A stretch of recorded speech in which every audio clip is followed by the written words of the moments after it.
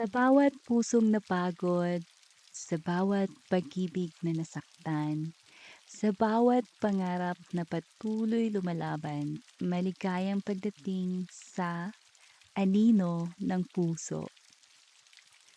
May mga ama na hindi marunong magpahinga, hindi dahil ayaw nila, kundi dahil sanay silang unahin ang lahat bago ang sarili.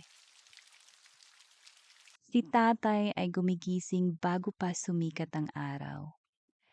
Uuwi kapag pagod na ang liwanag. Sa pagitan ng pag-alis at pag-uwi, ang dala niya ay hindi lang pagod, kundi responsibilidad. Hindi siya marunong magkwento ng nararamdaman. Hindi siya sanay magsabi ng, "Pagod na ako." Ang alam lang niya ay magpatuloy. Kapag may kulang sa bahay, siya ang maghahanap ng paraan. Kapag may problema ang anak, siya ang tatahimik at mag-iisip ng solusyon. Hindi niya ipinapakita ang takot. Hindi niya ipinapakita ang panghihina. Dahil sa kanyang isipan, ang pagiging ama ay pagiging matatag kahit na uupos na ang lakas.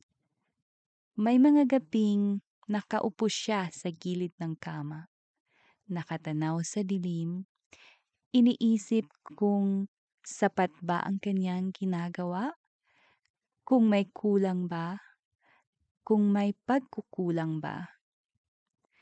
Pero kinaumagahan, babangon pa rin siya. Maghahanda, aalis, lalaban muli. Hindi para sa sarili, kundi para sa pamilya.